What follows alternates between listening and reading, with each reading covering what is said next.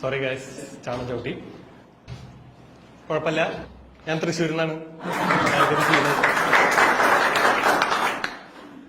ഞാൻ കഴിഞ്ഞ ദിവസം ഇവിടെ നിന്ന് എറണാകുളത്ത് നിന്ന് കോഴിക്കോട് ഒരു ബസ് കയറിയിട്ട് കണ്ടക്ടറിന് കാശ് കൊടുത്തിട്ട് വന്നു, ചേട്ടാ ഒരു തൃശ്ശൂരിൽ നിന്ന്. ആളെന്നെ ബസ്സിൽ നിന്ന് ഇറക്കി വിട്ടിട്ട് തിരുവനന്തപുരം ബസ്സായിട്ട് നിന്ന് പോനെ ഓടിപ്പോയി കയറിക്കോ, തൃശ്ശൂര് സുരേഷ് ഗോപി കൊണ്ടുപോയി തിരുവനന്തപുരത്ത് ആളുടെ വീട്ടിലാണ്. അപ്പോ ഫൈനലി ഗൈസ്, സുരേഷ് ഗോപി തൃശ്ശൂർ കൊണ്ടുപോയി. സുരേഷ് ഗോപിക്ക് ഒരു കൈയ്യടി കൊടുക്കാം.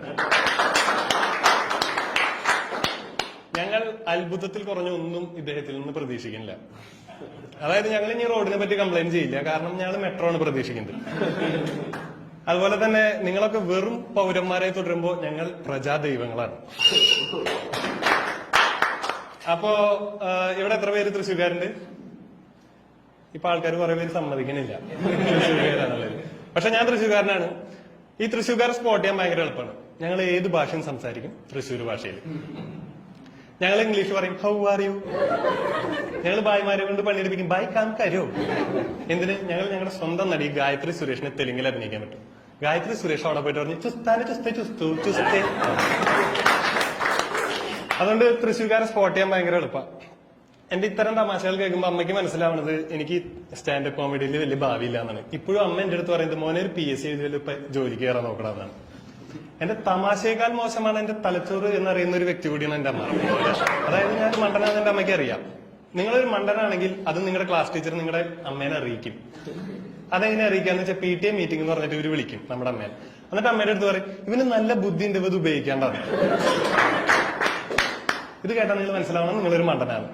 പക്ഷെ ഇത് എന്റെ അമ്മയുടെ അടുത്ത് ടീച്ചർ പറഞ്ഞ അന്ന് തുടങ്ങി എന്റെ അമ്മ എന്നെ പഠിക്കാൻ നിർബന്ധിക്കൽ നിർത്തി. കാരണം എന്താന്ന് വെച്ചാൽ എന്റെ ചേട്ടന്റെ അടുത്ത് ഇത് തന്നെ പറഞ്ഞത്. അപ്പൊ നമുക്ക് എക്സ്പീരിയൻസ് ഉണ്ട്.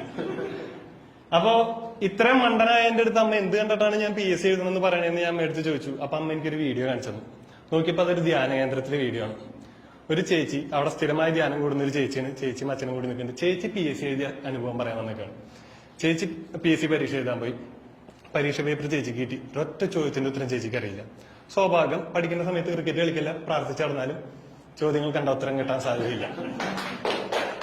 പക്ഷെ ചേച്ചിക്ക് ധ്യാന കേന്ദ്രത്തിൽ നിന്ന് കിട്ടിയ മാതാവിന്റെ ഒരു കാശ് രൂപ ഉണ്ടായിരുന്നു. ഇത് ഓരോ ചോദ്യത്തിന്റെ അവിടെ വെച്ചിട്ട് ചേച്ചി പ്രാർത്ഥിച്ചു, മാതാവ് എനിക്ക് ഉത്തരം പറഞ്ഞു. അങ്ങനെ മാതാവ് ചേച്ചിക്ക് ഉത്തരം പറഞ്ഞു കൊടുത്തു എന്നാണ് ചേച്ചി പറയുന്നത്.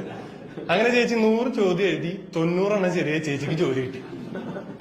ഈ വീഡിയോ കാണിച്ചു തന്നിട്ടാണ് അമ്മ പറയുന്നത്, മോനെ പോയി PSC എഴുതണം. ഞാൻ അമ്മയെടുത്ത് പറഞ്ഞു, അമ്മേ 100 എണ്ണത്തിൽ 10 എണ്ണത്തിന് മാതാവിന് പോലും ഉത്തരം അറിയില്ല. ഈ സാധനം ഞാൻ എഴുതണമെന്ന് അമ്മ പറയുന്നത്.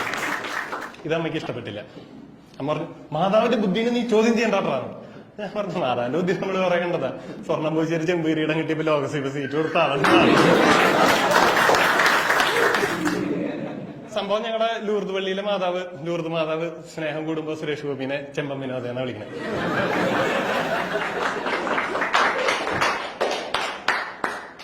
നിങ്ങൾക്ക് ആർക്കെങ്കിലും മനുഷ്യത്വത്തിന്റെ ഒരു യൂണിറ്റ് അറിയോ? ഇപ്പൊ വെയിറ്റിന് കിലോഗ്രാം, സ്പീഡിന് km/h എന്ന് പറഞ്ഞാൽ മനുഷ്യത്വത്തിന് ഒരു യൂണിറ്റ് ഉണ്ട്. ഇത് ഞങ്ങൾ തൃശ്ശൂർ ക്രിസ്ത്യാനികൾക്ക് അറിയാം. ഇലക്ഷന്റെ സമയത്ത് എല്ലാവരും വന്നിട്ട് ഞങ്ങളുടെ അടുത്ത് തൃശ്ശൂർ ക്രിസ്ത്യാനികളുടെ അടുത്ത് പറഞ്ഞു, മണിപ്പൂരിലുള്ള ആൾക്കാരെ തല്ലിക്കൊല്ലുന്നു, പള്ളി പൊളിക്കുന്നു, പെണ്ണുങ്ങളെ തുണിയില്ലാതെ നടത്തുന്നു എന്നൊക്കെ ഞങ്ങളുടെ തൃശ്ശൂർ ക്രിസ്ത്യാനികളുടെ അടുത്ത് പറഞ്ഞപ്പോൾ ഞങ്ങൾ തൃശ്ശൂർ ക്രിസ്ത്യാനികൾ അതിനെന്താ, അത് 6000 കിലോമീറ്റർ അപ്പുറത്തല്ലേ.